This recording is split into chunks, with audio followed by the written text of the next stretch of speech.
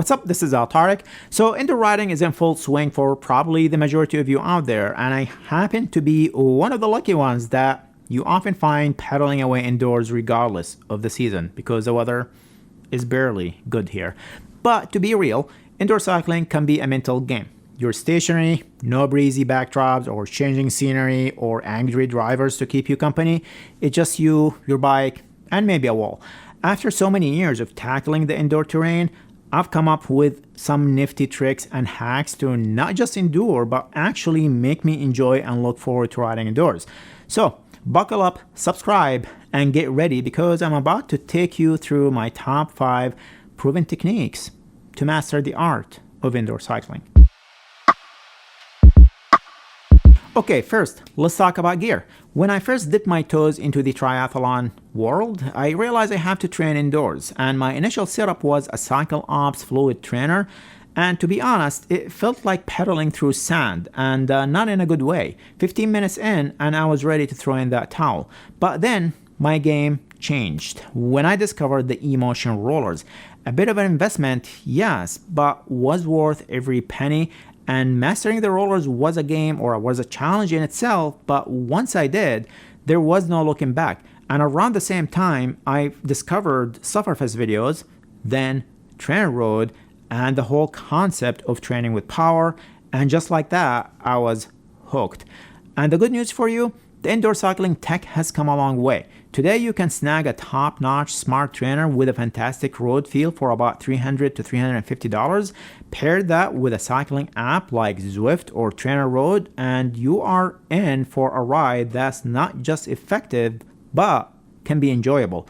And let's not forget the setup. Having a dedicated workout area or room can be a game changer. It simplifies everything and keeps you focused on what matters most.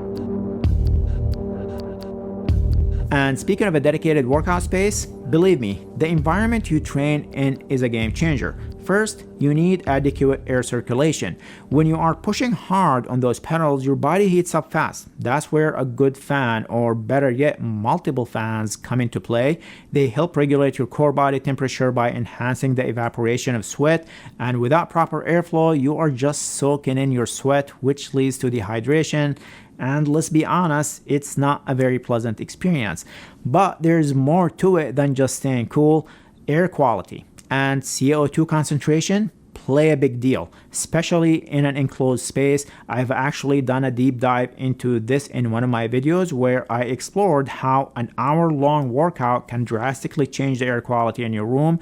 And as athletes, we breathe way more during exercise, up to 60 times a minute, pulling in about 100 to 120 liters of air per minute, compared to just 6 to 7 liters when we are chilling out on the couch. And high CO2 levels are the culprit behind drowsiness and a slump in your performance. So good ventilation is critical. Keep those fans running, crack open a window or two if you've got one, or invest in an air purifier to keep that air fresh. It's not just about comfort, it's about maximizing your performance and making sure every breath you take is doing you good. And this brings us to the world of cycling apps. Apps like Zwift and TrainerRoad have changed the way we ride indoors and turned what could often be a repetitive and mind-numbing exercise into a dynamic and interactive one. But how do you make the most out of these apps?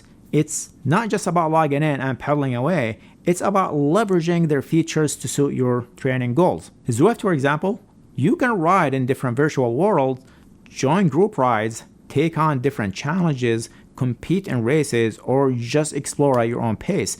It is a fantastic way to break that monotony of indoor cyclings, and the key here is to use these features to keep your motivation high, plan your rides, set goals, and maybe even schedule a race or two. It's not just about that physical training, it's about the mental simulation as well. TrainerRoad, on the other hand, is all about structured training. If you are someone who loves a good training plan like me, this is your tool. TrainerRoad provides detailed cycling training programs that are tailored to your fitness level and adaptive as well. In short, these apps are not just tools, they can be your virtual training partner or coach all rolled into one. So, having a top-notch workout space and all the latest gear coupled with a cycling app subscription set the stage for you. But without a solid strategy, that high-tech bike might just end up as an expensive coat hanger, and we do not want it to be a coat hanger. Remember, there is no one-size-fits-all strategy here. It's about finding what clicks for you. For me, the magic lies in goal setting. I generally have various races lined up throughout the year, and I rely on tools like Training Peaks to plan out my season. What I love about having a structured plan is it takes the guesswork out of my training. I know what's on deck today, and I go and execute it. It's a mental relief, no second guessing, just pure focus on the task at hand. And if designing a workout plan seems daunting or you don't know how to do it, don't sweat it. You've got plenty of options these days. Hire a coach, purchase a ready-made plan, or dive into the workout plans offered by apps like Zwift. And I also did a video on that, so go watch that one. Zwift plans are easy to sign up for and follow. I have also used TrainerRoad a lot. It's basically a blend of AI and machine learning, not only to estimate your FTP, but also it recommends workout and tailors your plans to fit your unique needs, even adapting to changes in your life, like if you get sick or you need to go on vacation. It will adapt the schedule for you. And distraction can be your ally too. Music. I'm a big fan of music when I'm working out. You'll always find me with over-the-ear, noise-canceling headphones that just immerse me in music. Movies, or whatever float your boat. I find it tricky personally to watch movies while training, but hey, that's just me. The key here is to discover what keeps you engaged and just stick with it. Do not overcomplicate things. Find your groove and just ride with it. Also, do not shy away from shaking things up in your training. I remember the days when the thought of a plain endurance ride would make me cringe. Now it's a whole different story. I use these as opportunities to do something more social by jumping into a group ride or tagging along with a pace bot in Zwift. And these group rides require strategy and staying in the draft zone and not getting dropped. And I'm generally so focused on the ride, and before you know it, I've completed a solid couple of hours of workout. So the next time you see a plain endurance ride on your schedule, think of it as a chance to do something different and have fun with it. And the final piece here, and I really think it is the most important one, is consistency.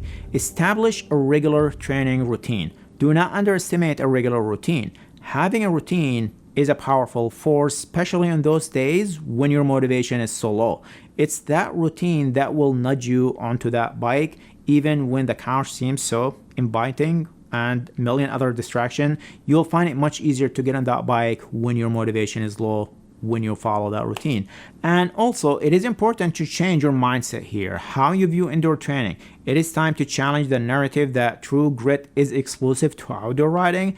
Trust me, the benefit of training on your trainer are substantial. You're not just dodging the hassle of traffic, stop signs, and unpredictable drivers, but you are also engaging in a more controlled, efficient, and focused workout. Indoor cycling allows for uninterrupted, consistent training where every pedal stroke counts, and there is no freewheeling here. It's all about your effort and your goals. So, the next time you hear someone equating outdoor riding with mental toughness, remember that indoor training offers its own unique challenges and advantages that are just as worthy of respect, and I guarantee you, those people probably won't last indoors for 15 minutes. All right, let me know your tips or tricks of training indoors.